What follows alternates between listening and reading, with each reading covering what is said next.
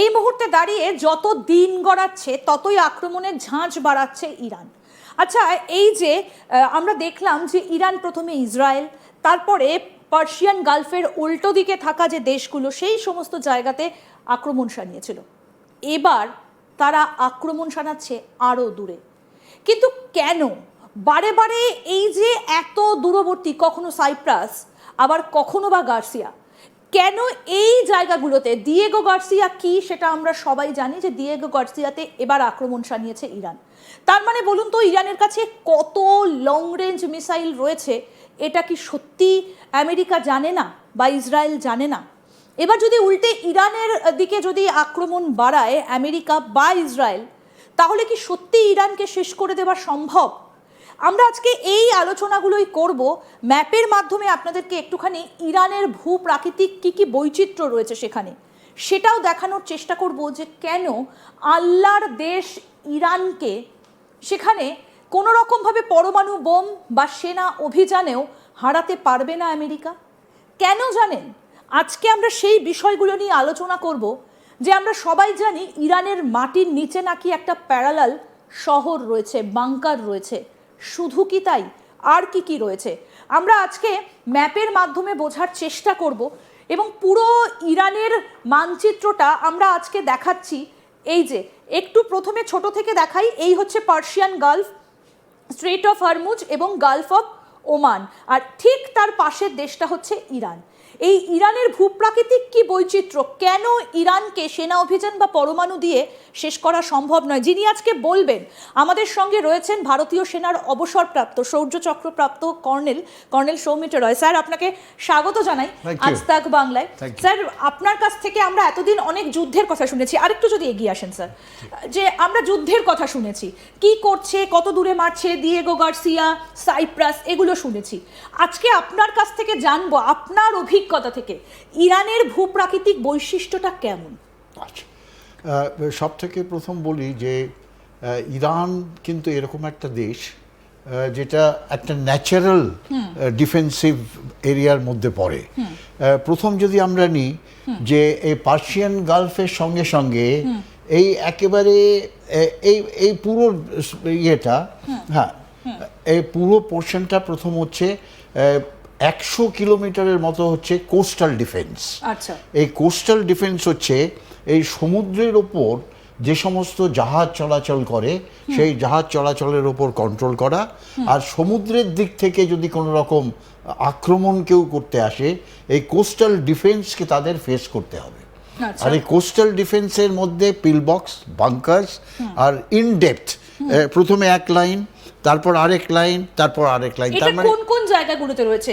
আমরা বান্দার আব্বাস দেখেছি, মিনাব দেখেছি, ইস্ফাহান দেখেছি, মানে এই জায়গাগুলো জুড়েই রয়েছে একেবারে কমপ্লিট। এখান থেকে আরম্ভ করে সিরাজ থেকে শুরু করে একেবারে এখান থেকে এখানে ইরাকের বর্ডার চলে আসে।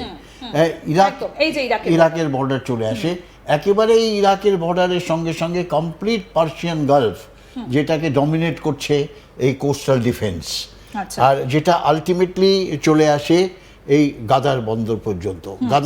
গাদারটা পাকিস্তানের মধ্যে, কিন্তু এখানে চাবাহার বন্দর যেটা আমরা দেখাতে পাচ্ছি না, দেখি আরেকটু ক্লোজ করলে এখানে চাবাহারটা নিশ্চয়ই দেখা যাবে। এই যে চাবাহার বন্দর, এই চাবাহার পর্যন্ত, চাবাহার থেকে আরম্ভ করে একেবারে ইরাকের পর্যন্ত এই কমপ্লিট কোস্ট লাইন কিন্তু ইরান কোস্টাল ডিফেন্স ধরে রেখেছে। এরপর আমরা যদি আবার উপরের দিকে যাই, উপরের দিকে গেলে আমরা দেখব একটা কমপ্লিট একটা পাহাড় রেঞ্জ। মানে এখানে ইরানে যদি কেউ ঢুকতে চায়, পার্টিকুলার পাহাড়ের যে পাসগুলো, সেই পাসগুলো দিয়েই কিন্তু ইরানের মধ্যে কনভার্ট করতে পারবে, স্পেশালি টুয়ার্ডস তেহরান। কিন্তু এই পাহাড় is a big sort of obstacle for any offensive war. Hindu Kush পর্বতমালা, এটা কি একটা ওখানকার আলাদা একটা নাম আছে, নামটা আমার মনে পড়ছে না। হিন্দুকুশটা হচ্ছে এইদিকে, এদিকে হচ্ছে যেটা আফগানিস্তান। আর একটু যদি এইদিকে আমরা যাই, আমরা এইদিকে যদি যাই, হ্যাঁ, এদিকে যদি যাই আমরা, এই যে আফগানিস্তান, এখান থেকে আফগানিস্তান বর্ডার থেকে এই আফগানিস্তান বর্ডার, তারপর বালুচিস্তান চলে আসে নিচে, এই আফগানিস্তান থেকে পাকিস্তানের বালুচিস্তান, এই বর্ডারটাও কিন্তু এই পর্বতমালা, যেটা পর্বত দিয়ে ওদের, আর এই আফগানিস্তানের উল্টো দিকে এটাকে প্ল্যাটো অফ ইরান বলা হয়। আচ্ছা। এই পর্বতটা যদি ক্রস করে তাহলে কিন্তু তারা এই ইরানের প্ল্যাটোর মধ্যে চলে আসবে। আচ্ছা। তা এটা একটা ন্যাচারাল একটা ফোর্ট্রেস আমি বলবো, যে একদিকে সমুদ্রকেও তারা কোস্টাল ডিফেন্স দিয়ে গার্ড করছে, তারপর পর্বতমালা, তারপর প্লাটো। এবারে ইন্টারেস্টিং পার্ট হচ্ছে ইরান কিন্তু আমেরিকার স্টাইল অফ অপারেশন, যেটা আমেরিকা ইরাকে করেছে, আফগানিস্তানে করেছে, সিরিয়াতে করেছে, লিবিয়াতে করেছে, এই সমস্ত জায়গায় যে আমেরিকার স্টাইল অফ অপারেশন সেটাকে খুব সুন্দরভাবে স্টাডি করেছে। স্টাডি করে তারা কি করেছে, তারা তাদের যে ডিফেন্স কাম অফেন্সিভ ডিফেন্স, একটা নতুন টেকনিক তারা ইউজ করেছে, যাকে আমি বলবো মোজাইক টেকনিক অফ ডিফেন্স। আচ্ছা, কি সেই মোজাইক? মোজাইক যেরকম আমরা বাড়িতে মোজাইক দেখি, এই ইরানকে 31টা সাব ডিভিশনে তারা ডিভাইড করেছে। 31 sub division, right from here complete এই পর্যন্ত 31টা সাব ডিভিশনে। সেই ডিভিশনগুলো হচ্ছে মোজাইক, যেরকম এরকম 4, এরকম এরকম 4, এরকম এরকম 4, এরকম 4, এইভাবে 31 মোজাইকে এরা ডিভাইড করেছে। ডিভাইড করে তারা কি করেছে, যে ইরানের যে main force Iran revolutionary guard, সেই ইরান রিভলিউশনারি গার্ডকে তারা ডিসেন্ট্রালাইজ করে দিয়েছে কমপ্লিট। ডিসেন্ট্রালাইজ কেমন?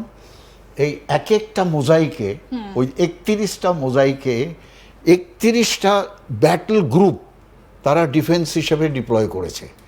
তার মানে যদি একটা ব্যাটল গ্রুপ ও আমেরিকা বা ইসরায়েল বা যে কোনো ফোর্স যদি ক্যাপচার করে নেয়, বাকিগুলোর উপরে এফেক্ট হবে না।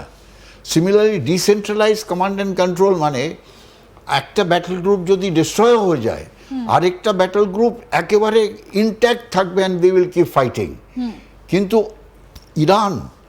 ইরাকের যুদ্ধের সময় বা আফগানিস্তানের যুদ্ধের সময় বা বাকি লিবিয়া, এই সমস্ত যুদ্ধের সময় এই কনসেপ্টটা কিন্তু তারা করেনি, যার ফলে যেই তাদের সেন্ট্রাল কমান্ডকে ডিস্ট্রয় করে দিল, তাদের সামরিক বাহিনী কমপ্লিটলি সারেন্ডার করে দিয়েছিল।